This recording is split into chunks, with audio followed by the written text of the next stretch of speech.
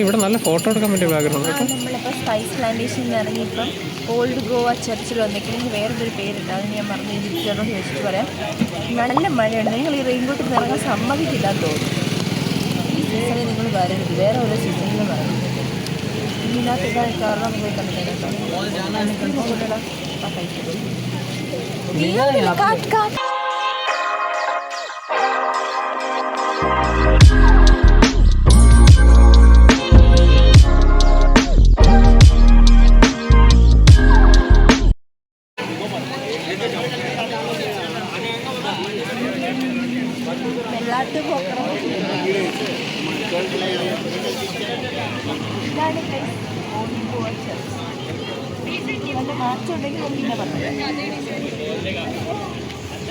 ആരുണ്ടാക്കിയത് ready?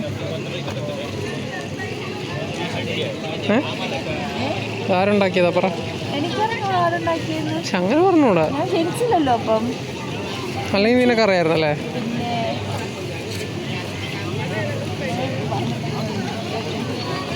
നമ്മുടെ എല്ലാ ഗോവ വീഡിയോയിലും നമ്മളെ റെയിൻകോട്ടാണ്.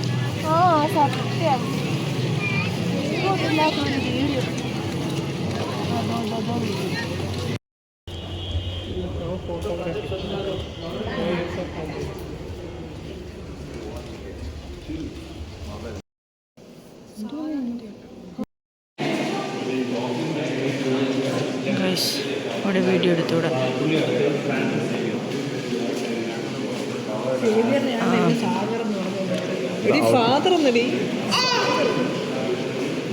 ഇതാണ് ഇവിടെ ഉള്ളത്. ഒരു മിന്നായം പോലെ ഞാൻ നിങ്ങൾക്ക് കാണിച്ചു തന്നിട്ടുണ്ട്, ആരും കണ്ടില്ല എന്ന് പറയാം.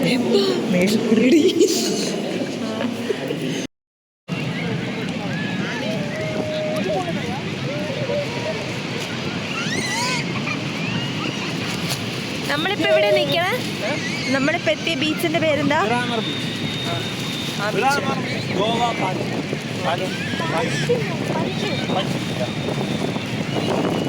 അവിടെയാണ് നമ്മൾ നിൽക്കുന്നത്. ഇവിടെ എത്തിയപ്പോൾ ഞങ്ങൾക്ക് മഴയുണ്ടായിരുന്നു.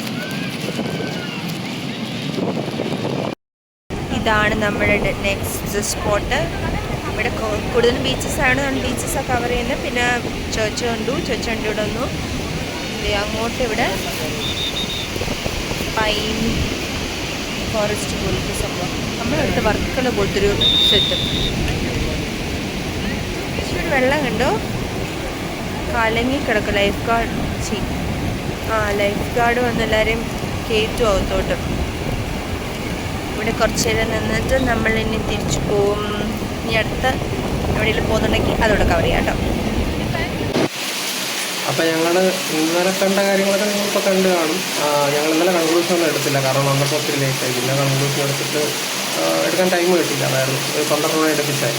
അപ്പോൾ അതുകൂടെ നമ്മുടെ ഗോവയുടെ കറക്കമെല്ലാം കഴിഞ്ഞു. അതെ, കറക്കമെല്ലാം കഴിഞ്ഞു. ഇനിയിപ്പോൾ ഇന്ന് ഞങ്ങൾ തിരിച്ചു പോവാണ്. വന്നപ്പോൾ തൊട്ടേ ഈ കാണുന്ന മഴ തന്നെയാണ്, ഒരു കുറവില്ല. പക്ഷേ ഇന്ന് ഏറ്റവും വലിയ മഴ. ഇത്രയും മഴ ഇല്ലായിരുന്നു, ഇന്ന് രാവിലെ തൊട്ട് നല്ല മഴ. അപ്പോൾ ഇന്ന് പോണ രീതി നല്ലതാണ്. ഈ മഴയത്തും ഫ്ലൈറ്റൊക്കെ ക്യാൻസൽ ആവാൻ ഒരുപാട് ചാൻസ് ഉണ്ട്. ഓൾറെഡി അതും അവർ ക്യാൻസൽ ആകുമ്പോൾ ഒരു വാണിങ്ങും ഇല്ലാതെ. ഫസ്റ്റ് ഞങ്ങൾ ബുക്ക് ചെയ്തത് ഹൈദരാബാദ് ഫ്ലൈറ്റ് ആയിരുന്നു. അതായത് ഗോവ ഹൈദരാബാദിൽ എനിക്കൊരു 3 മണിക്കൂറോ 4 മണിക്കൂറോ ലേവർ ഉണ്ടായിരുന്നു. അത് കഴിഞ്ഞ് നമ്മൾ വൈകുന്നേരം എനിക്ക് 7-8 മണിയൊക്കെ ആകുമ്പോൾ എത്തുന്ന ഫ്ലൈറ്റ് ആയിരുന്നു ട്രിവാൻഡ്രം. അതവരാദ്യം ക്യാൻസൽ ചെയ്തു. ഞങ്ങൾ അവിടെ നിന്ന് വരുന്നതിന് മുമ്പേ ക്യാൻസലായി. അപ്പൊ ഞങ്ങൾ എന്നിട്ട് അവര് വേറെ ഫ്ലൈറ്റ് അറേഞ്ച് ചെയ്തു. അത് പക്ഷേ ഗോവ ടു ബാംഗ്ലൂർ, ബാംഗ്ലൂർ ടു ട്രിവാൻഡ്രം. പക്ഷേ ലേഓവർ കൂടി, ലേഓവർ 6 മണിക്കൂർ അല്ല, ആദ്യം 6 hours ആയി.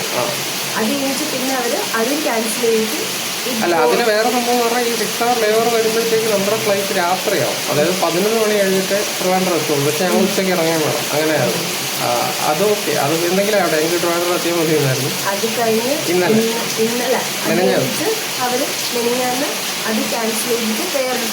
പിന്നെയും അതിൽ 9 hours ലേവർ ഉണ്ടായിരുന്നുള്ളൂ. അതിൽ ഒരു ഇല്ലാത്തൊരു സംഭവം എന്ന് പറഞ്ഞാൽ ഹൈദരാബാദ് ഒരു എക്സ്ട്രാ സ്റ്റോപ്പ് ഉണ്ടായിരുന്നു. അത് ആ മെസ്സേജിലില്ലായിരുന്നു. ഞങ്ങൾ പിന്നെ ഡീറ്റെയിൽഡ് ബ്രേക്ക് ഡൗൺ നോക്കിയിട്ടാണ് ഹൈദരാബാദ് പോയി അവിടെ ഒരു അരമണിക്കൂറൊന്ന് വെയിറ്റ് ചെയ്താൽ ഞങ്ങൾ ഫ്ലൈറ്റിൽ തന്നെ ഇരിക്കണം.